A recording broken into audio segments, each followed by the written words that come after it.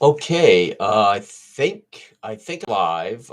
So I'm actually live streaming directly through Role Play Cafe. So this ought to be pretty cool. I'm going instead of uploading a video of this recap, I'm going live. So if anybody has questions, etc., I will try to answer them. But Sam, this is a player recap and reflections on yesterday's Dark Age of Man Second Chronicles. And I say that plural Chronicles because I cannot wait for Sam to run some more sessions. So when I say Chronicles, that's to put pressure on Sam to do more. Right? Unbelievable. I love it. What can I say? I mean, you always have a little bit. I always have a little bit of worry as I don't like to. You always feel like you're hyping your own stuff or you're shilling or pimping your own stuff. But if we don't do it, I guess who will, right? But even if this wasn't our own style and this wasn't our own book, this is how we like to do the thing. And of course, I've talked about it before. I love the Dark Ages. I love pseudo historical fantasy set, in this type of political climate, this type of cultural climate, this type of uh, uh, limitations on technologies, et cetera, et cetera. And I love having reputation or prestige. All that stuff matters. Okay, so picking up from the four chronicles that I presented for Dell, Brian, and Sam. Unfortunately, Brian unable to attend. We also put out invitations to some others. It's just Saturdays are tough for many human beings. So hopefully we'll be able to plan something in the future. We can time it where somebody else can join us because I think this would be great to have 3, 4 players. Um, so where to begin? So that I created a character. I was of a mind. So we knew the inciting incident. We knew the setup. We knew the inciting incident. That's all we're allowed to know as players.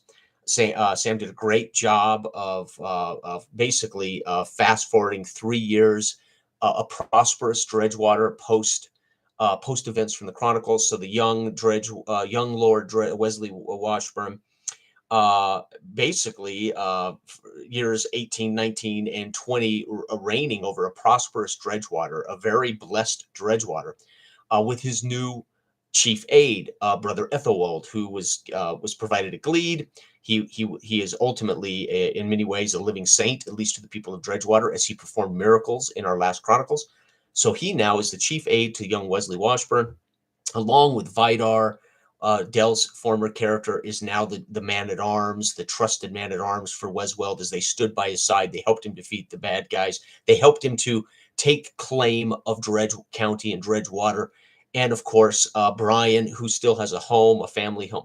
Sylvester, Brian's character, still has a family home, and still, I'm assuming, is a big part of Dredgewater, as if not as a current army or current a man of the Lord's army, at least raising the wolfhounds of his family's legacy, right? So who knows? He wasn't part of the session, but so I thought, well, okay, I know that the inciting incident is Brother Ethelweld, the chief counsel, and in a way, a saintly kind of character with some supernatural abilities has gone missing. He's been missing for 6 months. He was headed to the north for some odd reason and has vanished. And so I knew this much. So I created a merchant of spices. I've talked about this on the channel already, who's sickly. And that was something that I revealed in session as to a greater. My character has a greater desire to be in Dredgewater than to just pimp spices and to become a rich merchant, traveling merchant. But that is revealed as in a conversation with an NPC in session, that my character is in a way admitted to somebody that's not a PC, not to Dell, not to anybody that would be a PC, but to an NPC. Okay, as to why I'm really anxious to find Brother Ethelwald myself. Okay, great setup, perfect. And Dell's playing Brother Bothesis. Try to get this right. I'm horrible with names. Bothesis, and he kind of came up with Ethelwald as Ethelwald is building his cathedral and his glede. That's partially constructed, not completely constructed yet.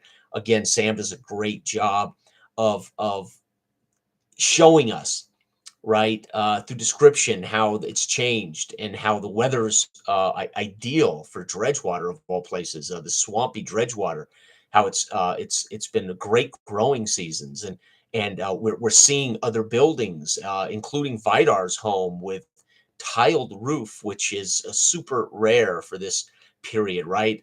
Kind of a hodgepodge, but and pieces of this cathedral that is finished but not completed, showing us the bell, which is actually at ground level, the bell that will be eventually in the spire, right? Will be in the bell tower of this cathedral.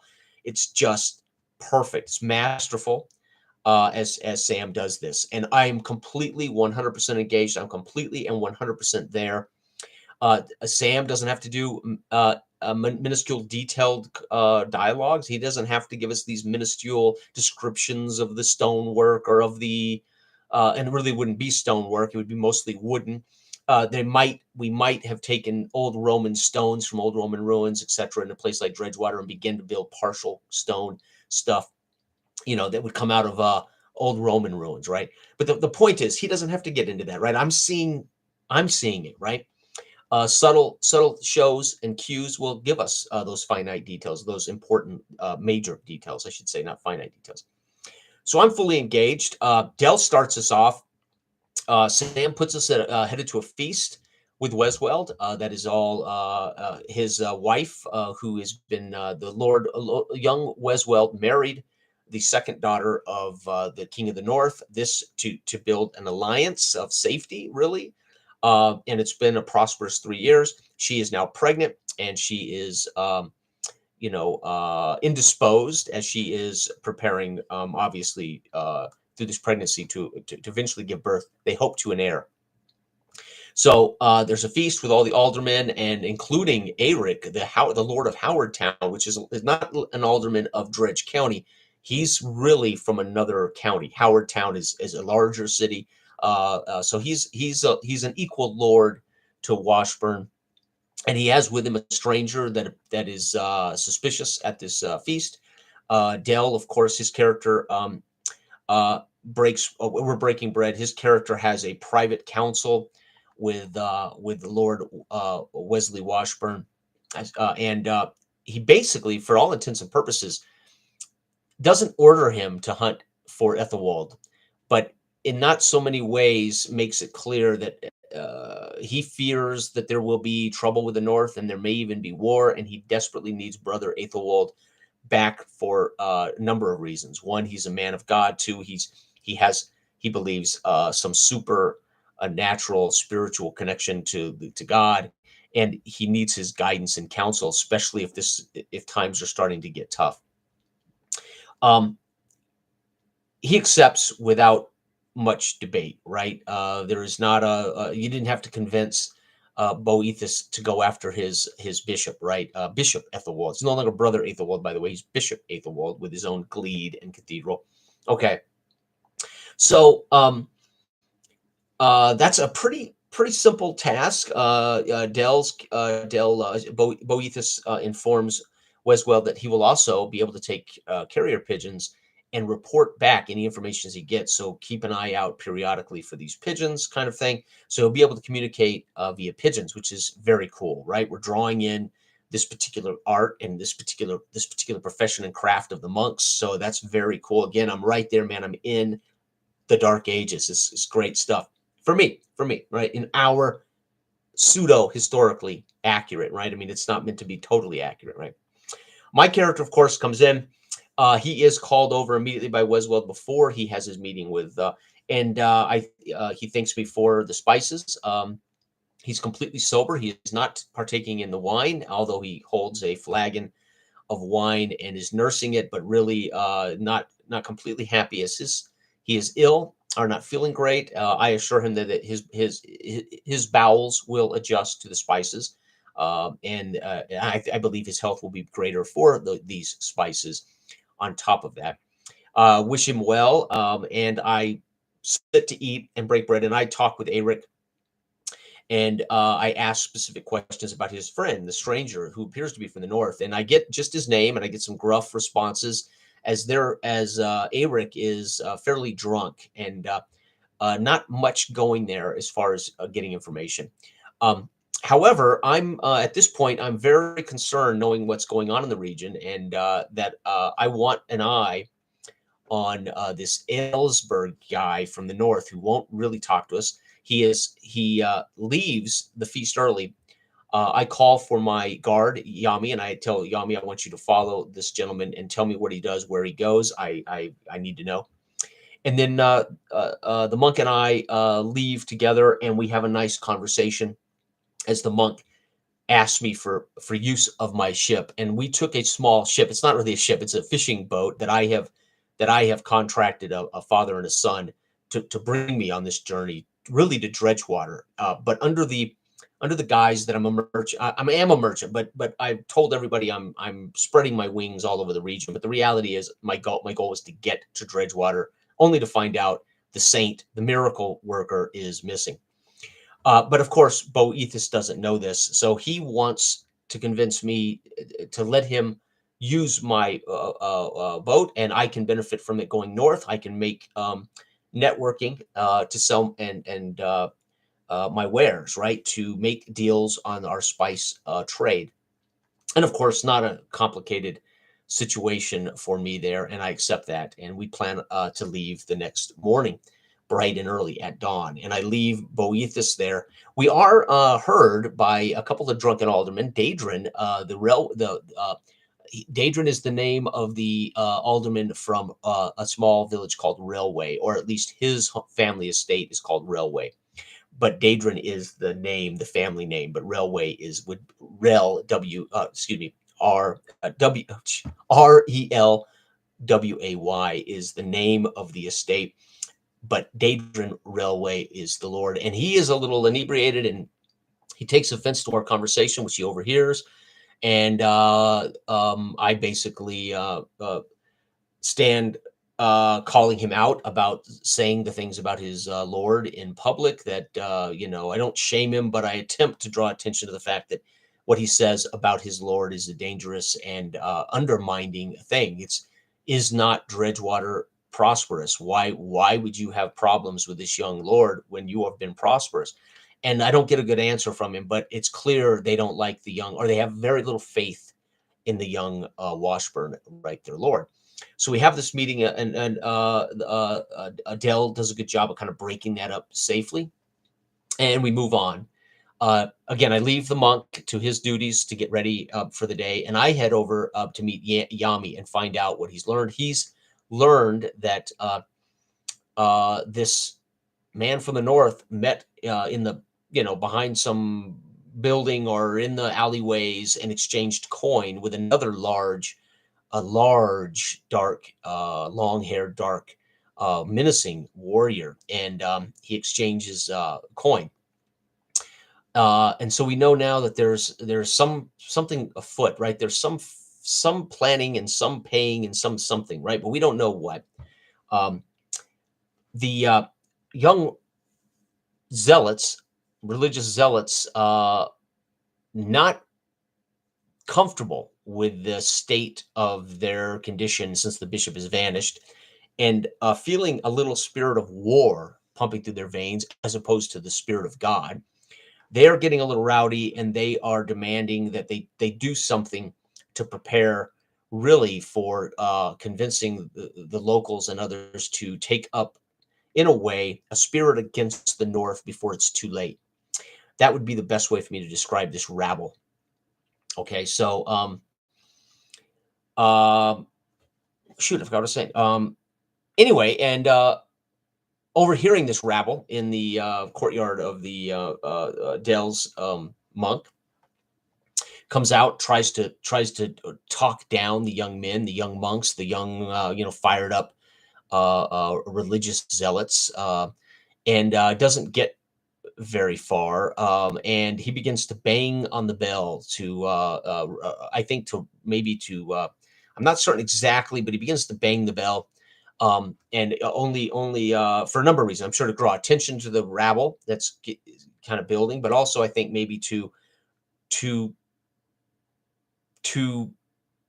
imbue to remind the young guys there that there is a greater thing here that they're about, which shouldn't be about secular activities, but more your religious order, right? So their mind should not be on war; it should be on their job for God, right? Their job for the people of Dredgewater, etc. This draws some pagans, some actual sympathetic pagans, not so sympathetic to Christianity, but sympathetic to how Dredgewater has been a peaceful place. And they show up with arms to put down this rabble. And their reasoning is that they remember what happened the last time there was this type of insurrection, this type of problem. Pogroms were issued against the pagans, and pagans were being hung and slaughtered as criminals against the crown, against the Lord, etc., etc. So they don't want to see things get like that again. It makes complete sense. It's brilliant. And they get there. Vidar shows up, and he kind of gets their attention. Meanwhile, my character with Yami is in the inn, talking in the Gold Leaf Inn, talking to Samantha, who is the owner of the Gold Leaf Inn, and she is a fairly prominent individual in the entire county. And she owns the most luxurious inn on the River Dredge. And of course, that's where my character would be staying. And we chat a little bit, and we overhear this rabble. We step outside. Yami points out there's the big man that got the coin. He's at the back end of the rabble. You can see he's trying to get these guys riled up to cause an event. And I order Yami to bring me that man by any means necessary. And Yami knows what that means. That means to, if you won't come peacefully, and of course there is no situation to negotiate here, as they're in the middle of a kind of a rabble, right? I mean, it's almost a pagans versus monks, young monks, in this rabble with Vidar in the middle of it, and he's on the outskirts pushing these guys, get them riled up. And so I want him, and it's not going to be negotiation. I pretty much know that, but so he heads straight over there while his mind is on those things, while he's preoccupied, as this is a big man, it's a warrior, and he begins to attempt to hamstring one of the legs of this leader of the rabble, who has been given coin by Howard Town Eric's buddy from the north that we met at the feast, that would not really, we couldn't learn anything from him. So again, we've got a little plot going on between Eric of Howard Town, Daedrin, one of Daedrin's men taking coin, or etc. Right? At least that's what we've learned, on just a visual indications, etc. And that is where the curtain falls on this session, right? As this fight breaks out between my bodyguard Yami, as he's attempting to bring this troublemaker to me for interrogation, and we're watching on, Samantha and I watching on from the front deck of the Gold Leaf Inn, watching this rabble, watching Yami and this big man about to go at it, as he's blocked the blows. He's parried his dagger blow, and the curtain falls as rain picks up. So they'd been raining for about an hour or so coming into the afternoon, and then the rain begins to fall heavy. So it's going to be an interesting start. I would say session 2 must be an in media res start in this melee between monks and pagans, or at least between the unknown North Dane and my bodyguard Yami, right? Who again, he knows I want to interrogate this guy. I want to know what's going on. So anyway, it was a great session, and I don't know how long we played. I have no idea. It didn't feel long at all. So what I love about Dark Age of Man is we are, first and foremost, we're characters. We are dealing with everything about the reality of a world, a scene, a setting. We're not just dealing with the mechanics of movement. We're not dealing with the mechanics of combat. We're not dealing with the things you do in most role-playing games. Okay, this is D&D. This is what we're going to do today. And we're going to do this. We're going to meet the quest giver, and then we're going to follow the quest, and we're going to go here, and we're going to do this thing. And it is beyond combat. I mean, the game is not about getting to the combat. The game is about everything that happens at live at every moment. And for me, that is immersive play. That is in character role playing. I get to inhabit my character from the beginning to the end, whether we stop to discuss mechanics or whether I go to third person to describe movement, describe action, describe thoughts, whatever, or I stay in first person and talk and issue orders, etc. Um, there was one moment there where I went to talk to Vidar and tell Vidar what I had learned. So I forgot all about that. I knocked Vidar up. Uh, and meanwhile, I went to Vidar to talk to Vidar and tell him what I'd learned. There is a plot afoot. We have seen two enemies, not enemies, but two, you know, strangers swapping coin. And I thought Vidar is now the man at arms. He's the right hand of the king. He's the head of the army. So I went to Vidar, and meanwhile, bumped into a group of young men who were drunk and got into an altercation with one of them who thought, "Don't you know who I am?" And of course, I didn't, because I'm technically a stranger in town. And we were about to go. We're about to draw swords, and he throws a couple of punches. Vidar hears the ruckus, opens the door, and grabs the young lout and heaves him into the street and says, "Get on about your way, young Daedrin." So he was the young son of Lord Daedrin. So, oh man, we've got this drunk idiot now banging through town too. So my character's witnessed this. He's met the young son of Daedrin, and fantastic. So we have this, and I let Vidar know, hey, we got a problem, etc., etc. Vidar later shows up at the scrum at the cathedral, or I should say, the abbey, right? Which is the cathedral, the newly being constructed cathedral abbey, so to speak. Okay, great. And I thought Sam did a brilliant job. It's not easy, right? I mean, it is. Once you've done this and you know exactly kind of how this works, it becomes much more relaxing and much more. It's very uninhibited. It's very intuitive, oddly enough. But he did a fine job. And it starts always for me. Session starts are always the clumsiest, right? All session starts are clumsy, right? Now, unless you're just going to do, okay, you guys are at the end, and the bartender stands up on the bar and says, ding, ding, rings the bell and says, hey, there's goblins north of town. There's a man here who says he'll pay 25 gold to anybody who can, unseat those goblins out of town. And there's your D&D start right now. All the heroes of the Dungeons and Dragons table stand up, we'll go get those goblins and earn our 25 gold. And they're out the door, and that's an easy start. In media res, for me, are easy starts. You put somebody right smack in the middle of a combat, or right smack in the middle of a sinking ship, right smack in the middle of some action, right? And we're thrown into chaos to launch a session. Those are great. So these kind of launches for Chronicles can be tough because they can be awkward and they can be clumsy. And Sam did a great job, right? Did a great job. And that's part of the goal of our game, using a one-page setup. So all the players know what the setup is. They all know the inciting incident, so to speak. That does not have to be given to them in writing, right? We can tell the setup as an epilogue, right? Our prologue, excuse me, to launch the session. And then we can show the inciting incident through an actual act or something happening live in the world for the characters to witness. They don't have to be given a written thing, right? That's really for the GM if they want to prepare a sheet. And then we have a major and minor dilemma, and those major and minor dilemmas are for the GM. They should impact the whole world. They should be things that will constantly, that must be dealt with. If not, the world is going to be affected by this major and minor dilemma in such a way it will affect the players, right? It'll affect the characters. And those are kept secret. Those are kept to the GM. And then the GM can, of course, show us through narrative and show us through actions, etc., that there's a major and a minor dilemma, right? Okay. So a great job. He just did a fantastic job for his first time doing our thing. However, Sam's played games that are more story-like, narrative-like role-playing games, right? So I knew Sam would take to this like a duck to water, right? I didn't know how much he would let go of the reins and let us kind of motivate the scenes, motivate the action. So when I said I'm going to get Yami and I'm sending Yami to follow that guy, right? If Sam fast forwards to a scene before I can interject there, I don't get to say, while you're having this talk with the monk, my character would be calling Yami, telling a maid, or what do you call it, a servant, to go fetch my bodyguard from the kitchens, bring him to me, meet me at the door. I want to tell him to follow this guy right here when he leaves.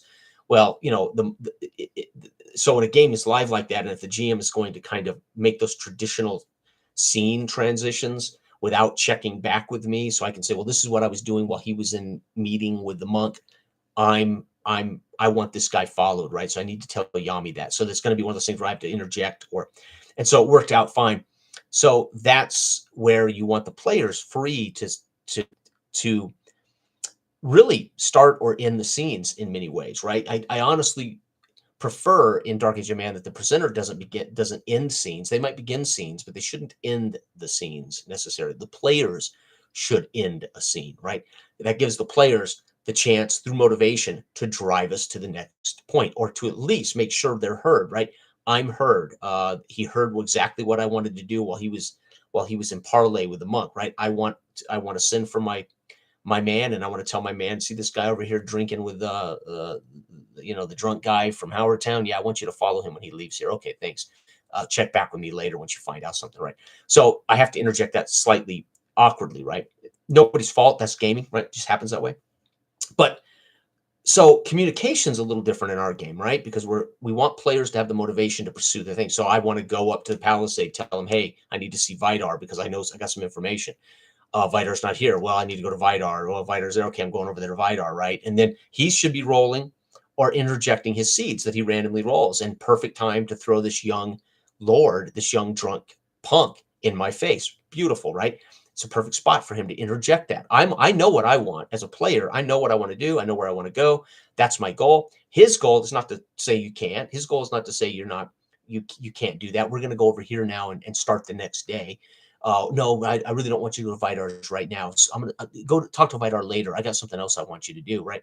No, that's not the kind of gaming we want to do at all, but it's certainly not the kind of gaming we can do in Dark Age of Man.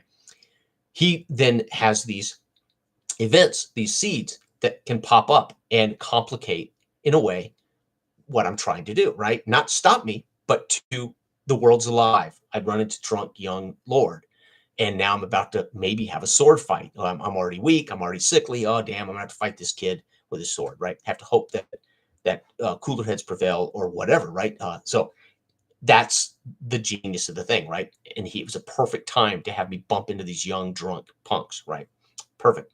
And then the religious zealots getting riled up in the courtyard of the abbey or of the cathedral and drawing the attention of the monk who's packing for tomorrow's journey, comes out and tries to say, hey, that ain't what we're about here. And they don't listen, right? And he's banging on the bell. Oh, okay, I need to get some attention.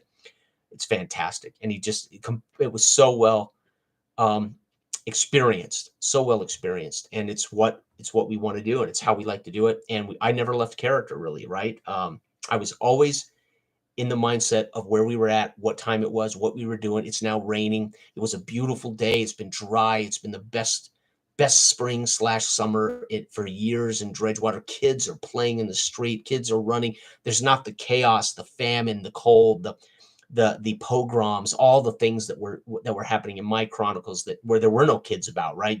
Unless they were orphaned to kids, right?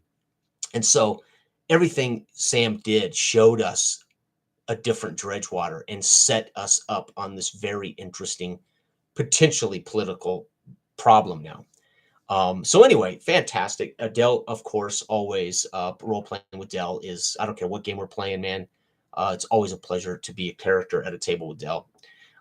It's always a pleasure to GM, of course, Dell and Sam too. So anyway, that's kind of the recap. The reflections.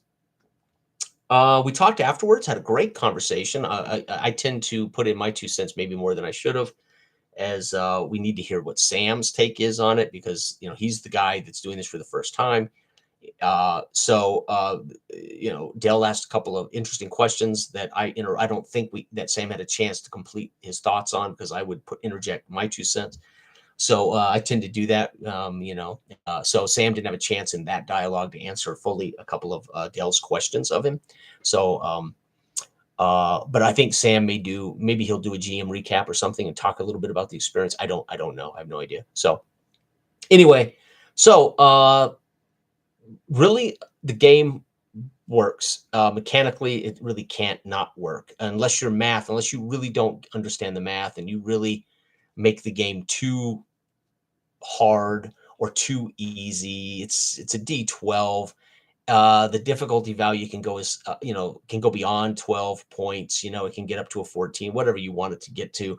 And remembering that the players also get to add their attributes or their bonuses to the D12 roll. So things, it's a steady, simple rollover number, right? Very, very simple. So mechanically, nothing here is new. There's nothing innovative here outside of how we do it and what we ask the GM to do. And what we ask the GM to do is not to actually present the NPCs authentically, present their motivations authentically, present the world authentically, keep those variables stable until something happens to change those variables, and roll the random seeds as our random variables and put those into play contextually in front of the players. But in a way, don't plan anything, don't know anything, and don't get in the way of what the players want to do, the players' motivations, right?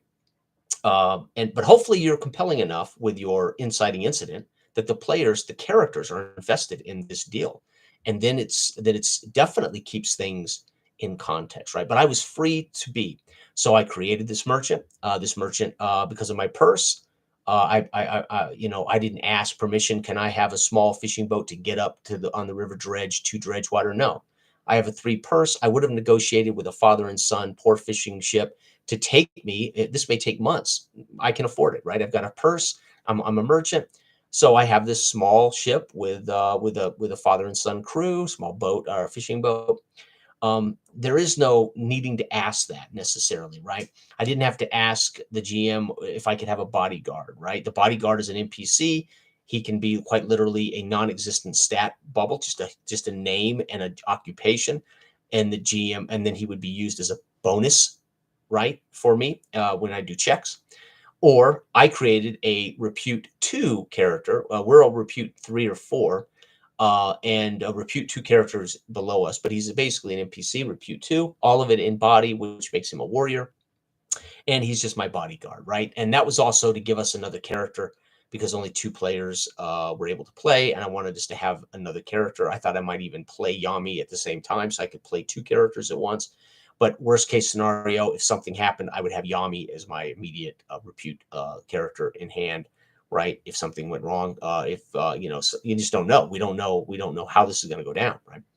And fantastic, and so much what I love to do and what I like to do as a player that I really cannot wait to do it again, right? And I got to thank Dell and Sam for holding out since I've been unavailable for the last 9 weeks or whatever, and hanging in there. And hopefully, the next time we can set this up where we can get another couple of people at the table, or we can do it in an evening where it's easier for people to get to the table.